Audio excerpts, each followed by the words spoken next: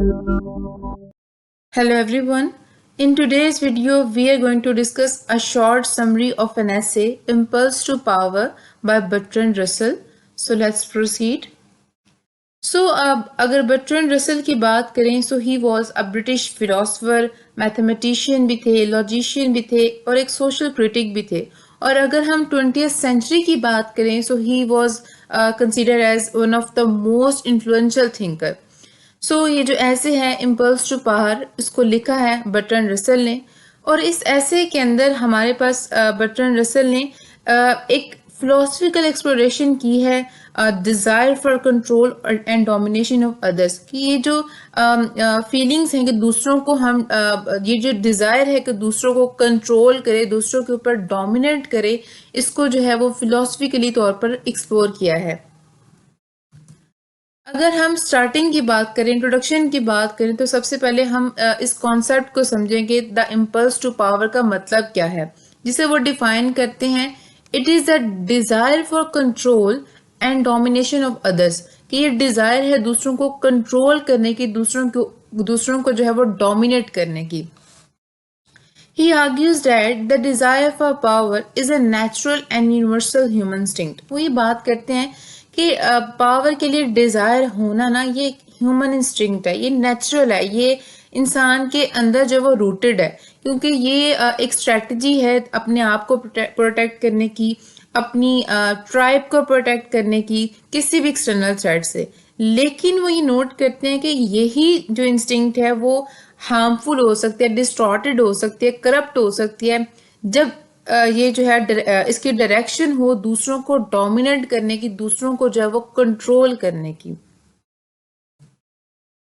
Then in the second section में बात करते हैं साइकोलॉजिकल फैक्टर्स के बारे में बात करते हैं. वो कहते हैं Russell explores the psychological roots of impulse to power. वो आर्ग्यू करते हैं कि ये जो दूसरों को कंट्रोल करने की जो डिज़ायर है, दूसरों को डोमिनेट करने की जो डिज़ायर है ना, ये एक्चुअली में प्रोडक्ट ऑफ फियर है, इनसिक्योरिटी है. वो इंडिविजुअल जो कि फियरफुल फील करते हैं, जो खुद को पावरलेस फील करते हैं, उनके अंदर एक्चुअली में मोटिवेशन होती है दूसरों को जो है वो जो है दूसरों को कंट्रोल करने की, दूसरों को डोमिनेट करने की. उनके अंदर ये मोटिवेशन होती है और वो इसको as a way of compensation देख रहे होते हैं. अपनी फीलिंग, जो अपनी इनएडिक्वेसी की जो फीलिंग है, उसको जो है वो कंपनसेट करने के लिए जो है वो दूसरों को कंट्रोल करते हैं. Then in the third part, the politics of power, Russell's third section discusses the political implications. Political implications को हम देखते हैं of impulse to power, कि politically तौर पर क्या consequences हो सकते हैं impulse to power के. और वी आर्ग्यू करते हैं कि दुनिया में जितने भी डिस्ट्रक्टिव कन्फ्लिक्ट्स हुई हैं, वॉर्स हुए हैं, जितने भी इनजस्टिस हुए हैं, इसके पीछे जो है ना वो हमारे पास ये जो इम्पल्स टू पावर है, ये जो डिज़ायर है, वो एक ड्राइविंग फोर्स के तौर पर यूज़ हुई है. वो ये नोट करते हैं कि अगर आप इस डिज़ायर फॉर पावर की बात करें ना, ये ऐसा कॉन्सेप्ट है कि जिसके जो कॉलोनियलिज्म के कॉन्सेप्ट को, इम्पीरियलिज्म को और ये वॉर जैसे इनजस्टिस चीज़ों को जो है वो जस्टिफाई कर रही है, जस्टिफाई करने के लिए यूज़ होती है. और अगर हम बात करें अथॉरिटेरियन रिजीम्स की एंड टोटलिटेरियन आइडियोलॉजीज़ की, तो उसमें भी इसका एक जो है ना वो सेंट्रल रोल है. अगर हम अथॉरिटेरियन रिजीम्स की बात करें तो ये एक ऐसा सिस्टम है जिसके अंदर या तो पावर एक बहुत स्मॉल ग्रुप के पास होती है या एक सिंगल लीडर के पास होती है. और इसमें जो है ना वो आपकी फ्रीडम को कंट्रोल किया जाता है, मीडिया की जो है वो फ्रीडम को कंट्रोल किया जाता है. इसमें जो है वो कंट्रोलिंग इन्वायरमेंट होता है. सेकेंडली अगर हम टोटलिटेरियन आइडियोलॉजीज की बात करें तो ये इसके अंदर हमारे पास पावर जो है वो एक सिंगल लीडर के पास होती है. तो सिर्फ आपकी लिमिटेड, सिर्फ जैसे कि पार्लियामेंट के ऊपर, हमारे पास मीडिया के ऊपर, सिर्फ उनके ऊपर कंट्रोल नहीं किया जाता, बल्कि आपकी आइडियोलॉजीज के ऊपर भी कंट्रोल किया जाता है, आपके पर्सपेक्टिव्स के ऊपर, आपके ओपिनियंस के ऊपर भी जो है वो कंट्रोल किया जाता है. जो टोटलिटेरियन जो आइडियोलॉजीज हैं वो अथॉरिटेरियन से एक स्टेप फॉरवर्ड है. अगर मैं आपको अथॉरिटेरियन रिजीम्स की अगर एग्जांपल दूं तो ये हमारे पास है जैसे कि नॉर्थ कोरिया में सिस्टम है.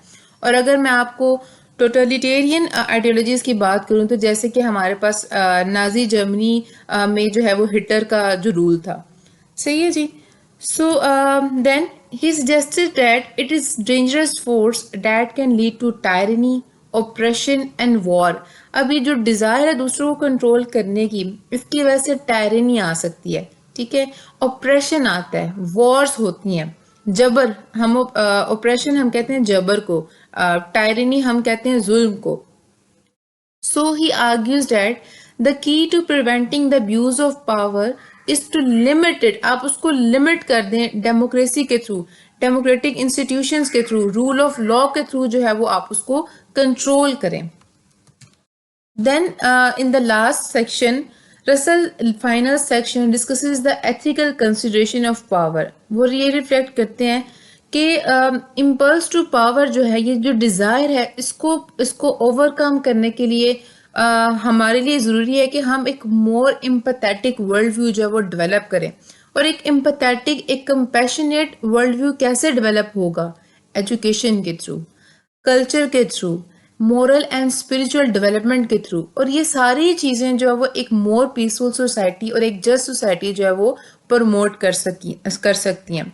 इसके अलावा ज़रूरी है कि हम लोग जो हैं काम करें अपनी इंस्टिंक्चुअल जो ड्राइव्स है हमारी, उसको ओवरकम करने की, जिसकी वजह से जो है ना वो हमारे अंदर ख्वाहिशात पैदा होती हैं दूसरों को डोमिनेट करने की, दूसरों को कंट्रोल करने की।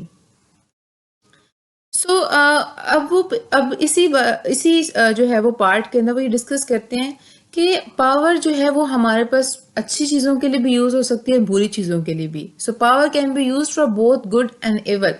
अब ये रिस्पॉन्सिबिलिटी उन लोगों की है कि उसको किस तरह से यूज़ करें। The people who hold the power, अब उन पर ये रिस्पॉन्सिबिलिटी आती है, वो रिस्पॉन्सिबल हैं कि वो इस पावर को एथिकली यूज़ करें, उसको रिस्पॉन्सिबिलिटी तौर पर जो है वो यूज़ करें, रिस्पॉन्सिबल होकर जो है ना वो यूज़ करें। सो वो ये सजेस्ट करते हैं कि that individuals have a duty to resist the abuse of power and to fight for the justice and equality.